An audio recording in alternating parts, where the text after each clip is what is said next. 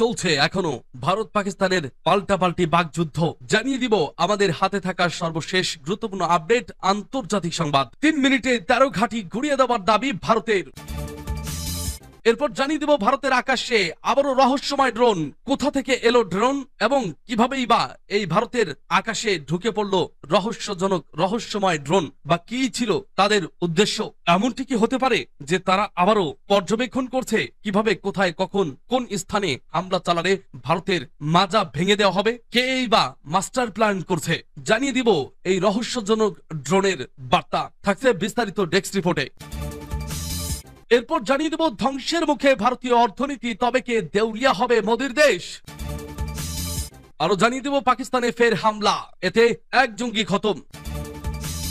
এবং জানিয়ে দেব এবার ইসরায়েলের বিরুদ্ধে নিষেধাজ্ঞা দিল যুক্তরাজ্য। সর্বশেষ জানিয়ে দিব ইরানের পারমাণবিক স্থাপনায় হামলার প্রস্তুতি নিচ্ছে ইসরায়েল, যুক্তরাষ্ট্রের গোয়েন্দা তথ্য। শুনছিলেন সংবাদ শিরোনাম, এখন বিস্তারিত। তবে তার আগে অনুরোধ থাকবে ভিডিওটিতে একটি লাইক এবং কমেন্টস করে জানিয়ে দিন আজকের এই ভিডিও সম্পর্কে আপনার মূল্যবান মতামত। আর অবশ্যই এই ভিডিওটি আপনার ফেসবুক সোশ্যাল মিডিয়ায় শেয়ার দিয়ে ছড়িয়ে দিন, আর জানিয়ে দিন আপনি কোন জেলা থেকে বা কোথা থেকে আমাদের সংবাদটি শুনছেন এবং দেখছেন। 3 মিনিটেই 13 ঘাঁটি গুড়িয়ে দেওয়ার দাবি ভারতের। 3 মিনিটেই শত্রুপক্ষের 13 ঘাঁটি গুড়িয়ে দেওয়ার দাবি করেছে ভারত। দেশটির সেনাবাহিনীর দাবি পাকিস্তানের হামলার মাত্র 3 মিনিটের মাথায় তাদের জবাব দেওয়া হয়েছে। বুধবার এনডিটিভির এক প্রতিবেদনে এ তথ্য জানানো হয়েছে। প্রতিবেদনে বলা হয়েছে অপারেশন সিঁদুরের সময় ভারতীয় সেনাবাহিনী আর্টিলারি, শোল্ডার মাউন্টেড মিসাইল এবং মর্টার ফায়ারের মাধ্যমে শত্রুপক্ষের ঘাঁটিতে হামলা চালিয়েছে। জম্মু কাশ্মীরের পুঞ্জে এলাকায় লাইন অফ কন্ট্রোলের এলওসির কাছাকাছি একটি ঘাঁটি থেকে এ হামলা চালানো হয়েছে। 10,000 ফুটেরও বেশি উচ্চতায় অবস্থিত এই ভারতীয় সেনা পোস্টটি পাকিস্তানি বাংকারের খুব কাছে হওয়ায় তীব্র গোলাগুলির মুখোমুখি হয়েছিল। এলাকাটিতে দুই দেশের ঘাঁটির দূরত্ব ছিল মাত্র 100 মিটার। নাম প্রকাশে অনিচ্ছুক একজন কর্নেল এনডিটিভিকে জানান, 6 ও 7 মের মধ্যবর্তী রাতে পাকিস্তান এই পুঞ্জ পোস্টে দুটি মর্টার বোমা নিক্ষেপ করে। ভারতীয় সেনাবাহিনী মাত্র 3 মিনিটের মধ্যে এর জবাব দেয় এবং পূর্ব পরিকল্পিত আক্রমণের মাধ্যমে শত্রুপক্ষের 13টি ঘাঁটি বাংকার ধ্বংস করে। শত্রুদের আক্রমণের 3 মিনিটের মধ্যে আমরা পূর্ব পরিকল্পিত আগুনের মাধ্যমে তাদের 13টি ঘাঁটি ধ্বংস করি। ভারতের আকাশে রহস্যময় ড্রোন ফের আবারও বাঁচতে শুরু করেছে যুদ্ধের দামামা। যে কোনো মুহূর্তে আবারও পাল্টাপাল্টি হামলা শুরু হয়ে যেতে পারে। ভারতের আকাশে এক ঝাঁক রহস্যময় ড্রোনের দেখা দিয়েছে। সোমবার রাতে এইসব ড্রোন আকাশে চক্কর দিতে দেখা গেছে। এই ঘটনার আবারও নতুন করে চাঞ্চল্য তৈরি হয়েছে। বুধবার ভারতীয় সংবাদ মাধ্যম আনন্দবাজারের এক প্রতিবেদনে এ তথ্য জানানো হয়েছে। প্রতিবেদনে বলা হয়েছে আকাশে রাতে ড্রোন উঠতে দেখা যায়, নানা প্রশ্নের জন্ম দিয়েছে। এতে কোথা থেকে এইসব ড্রোন আসছে আর কারা উড়িয়েছে তা নিয়েও নানা জল্পনা কল্পনার সৃষ্টি হয়েছে। এসব প্রশ্নের নানা উত্তর খুঁজছে কলকাতা পুলিশ। কলকাতা পুলিশ জানিয়েছে সোমবার রাতে কলকাতার বেশ কয়েকটি জায়গায় এসব ড্রোন উঠতে দেখা গেছে। ভিক্টোরিয়া থেকে ব্রিগেডের ওপর দিয়ে এসব ড্রোন উড়েছে। এ বিষয়ে তদন্ত শুরু করেছে পুলিশ, এমনকি সেনাবাহিনীও বিষয়টি খতিয়ে দেখছে। আনন্দবাজার জানিয়েছে বেশিরভাগ ড্রোন বিজয় দুর্গের সাবেক ফোর্ট উইলিয়াম আশেপাশে উঠছে। এই এলাকাটি রেড জোন হিসেবে পরিচিত। পরে এলাকাটিতে ড্রোন উড়ানোর বিষয়ে নিষেধাজ্ঞা রয়েছে। এজন্য ড্রোন নিয়ে নানা রহস্য দানা বাঁধছে। কলকাতা পুলিশ সূত্র জানিয়েছে ড্রোনগুলো মহেশতলার দিক থেকে আসতে দেখা গেছে, এজন্য বিভিন্ন জায়গায় সতর্ক করা হয়েছে। সেনাবাহিনীকে বিষয়টি জানানো হয়েছে, এ বিষয়ে আনুষ্ঠানিকভাবে জানানো হবে। ধ্বংসের মুখে ভারতীয় অর্থনীতি, তবে কি দেউলিয়া হবে মোদির দেশ? কোথাও শান্তির লেশটুকু নেই। দিল্লি থেকে কলকাতা, প্রধানমন্ত্রী নরেন্দ্র মোদির এক আত্মঘাতী সিদ্ধান্তে যেন ধ্বংসের পথে ভারতের অর্থনীতি। যুদ্ধ মানেই যে ক্ষতি সেটি বোধহয় এবার বেশ হারে হারে টের পাচ্ছে কঠোর ইসলাম বিদ্বেষী গুজরাটের কসাই খ্যাত মোদি। গত মাসে ঘটে যাওয়া এক কাশ্মীর হামলার রেশে চিরশত্রু পাকিস্তানকে কোনো প্রমাণ ছাড়াই দায়ী করে কথিত প্রতিশোধের নামে দেশটির সাধারণ মুসলমানদের উপর হামলা চালায় মোদির সেনারা। সেই অপারেশন সিঁদুরের ক্ষয়ক্ষতি কিছুতেই যেন কাটিয়ে উঠতে পারছে না মোদী সরকার। এর উপর প্রতিবেশী দেশগুলোর সাথে ভারতের বৈরী সম্পর্ক যেন দেশটিকে ধাবিত করছে দেউলিয়া হবার পথে। শুধু কি পাকিস্তানের সাথে যুদ্ধ, প্রতিবেশী কোন দেশের সাথেই ভারতের সম্পর্ক বর্তমানে ভালো নেই। মাঝে মধ্যেই সীমান্তে বিরাজ করে উত্তেজনা, আর মোদী সরকারের তো পায়ে পা লাগিয়ে ঝগড়া করার অভ্যাস বেশ পুরনো চাল ভাতে বাড়লেও মোদীর পুরনো সেই অভ্যাস এখন মরার উপর খাড়ার ঘা অবস্থা করেছে ভারতের। পাকিস্তানের বীরের মতো রীতিমতো লড়াই করতে গিয়ে মুখ থুবড়ে পড়ে ভারতীয় সেনারা। হামলার প্রথম দিনই হারিয়ে বসে কমপক্ষে 6টি অত্যাধুনিক যুদ্ধ বিমান, তার মধ্যে আবারও রয়েছে ফ্রান্সের অপ্রতিরোধ্য রাফালো।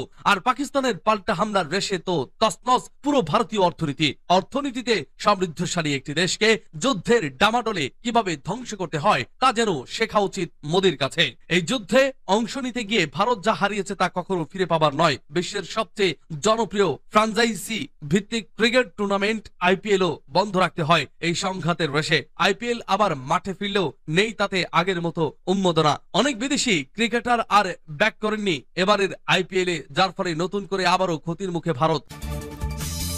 পাকিস্তানে ফের হামলা, গুরুতর আহত লস্করের শীর্ষ নেতা। পাকিস্তানের লাহোরে গুরুতর আহত অবস্থায় হাসপাতালে ভর্তি করা হয়েছে লস্কর ই তৈয়বার অন্যতম শীর্ষ নেতা।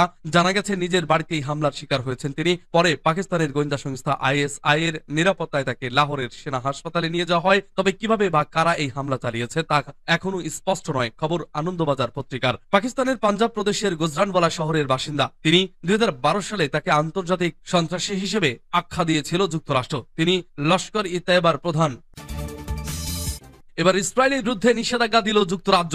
গাজায় ইসরায়েলি আগ্রাসন এবং পশ্চিম তীরে অবৈধ বসতি স্থাপনকারীদের বিরুদ্ধে কড়া পদক্ষেপ নিয়েছে যুক্তরাজ্য। ইসরায়েলের সঙ্গে চলমান মুক্ত বাণিজ্য আলোচনা স্থগিত করার পাশাপাশি পশ্চিম তীরে সহিংসতায় যুক্ত 3 ব্যক্তি ও 4 প্রতিষ্ঠানের ওপর নিষেধাজ্ঞা আরোপ করেছে ব্রিটিশ সরকার। মঙ্গলবার ব্রিটিশ পার্লামেন্টে এক ঘোষণায় পররাষ্ট্রমন্ত্রী ডেভিড ল্যামি জানান, ইসরায়েলের সঙ্গে মুক্ত বাণিজ্য আলোচনার ওপর বিরতি দেওয়া হয়েছে এবং তেল আবিব থেকে ব্রিটিশ রাষ্ট্রদূতকে ফিরিয়ে নেওয়ার সিদ্ধান্ত হয়েছে। তিনি বলেন, পশ্চিম তীরে অবৈধ বসতি স্থাপন আন্তর্জাতিক আইন লঙ্ঘন করে এবং এর জন্য দায়ীদের বিরুদ্ধে আমাদের এই পদক্ষেপ। এদিন ব্রিটিশ প্রধানমন্ত্রী কেয়ার স্টারমার গাজায় ইসরায়েলি হামলায় শিশুদের হতাহতের ঘটনায় গভীর উদ্বেগ প্রকাশ করেন। তিনি বলেন, ইসরায়েলের অব্যাহত গোলাবর্ষণে ফিলিস্তিনি শিশুদের হত্যা মেনে নেওয়া যায় না। অবিলম্বে স্থায়ী যুদ্ধবিরতি এবং সব জিম্মির মুক্তি এখন সবচেয়ে জরুরি। তিনি আরো বলেন, গাজায় শিশুদের দুর্ভোগ এখনো একেবারেই অসহনীয় মাত্রায় পৌঁছেছে। এই নিষেধাজ্ঞার একদিন আগেই যুক্তরাজ্য, ফ্রান্স এবং কানাডা 3টি দেশের সরকার গাজায় যুদ্ধ পরিচালনা এবং পশ্চিম তীরে সহিংস অভিযান চালানোর জন্য ইসরায়েলের সমালোচনা করেছিল।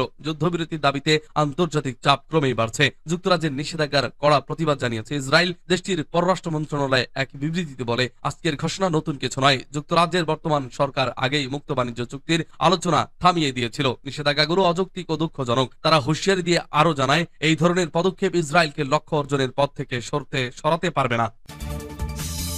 ইরানের পারমাণবিক স্থাপনায় হামলার প্রস্তুতি নিচ্ছে ইসরায়েল। যুক্তরাষ্ট্রের গোয়েন্দা তথ্য।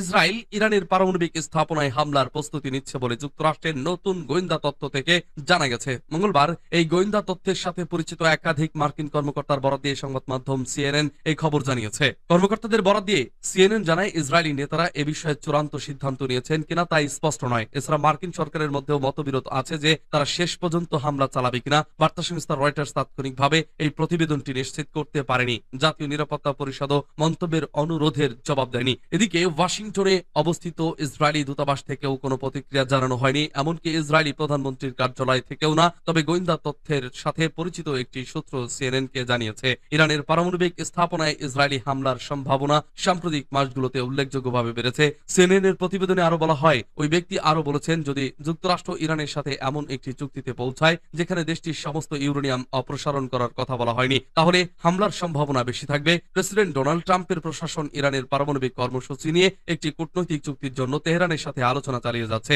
সিএনএন জানায়, নতুন গোয়েন্দা তথ্যটি ঊর্ধ্বতন ইসরায়েলি কর্মকর্তাদের সরকারি ও ব্যক্তিগত যোগাযোগের পাশাপাশি ইসরায়েলি যোগাযোগ এবং ইসরায়েলি সামরিক গতিবিধির পর্যবেক্ষণের উপর ভিত্তি করে তৈরি করা হয়েছে, যা হামলার ইঙ্গিত দিতে পারে।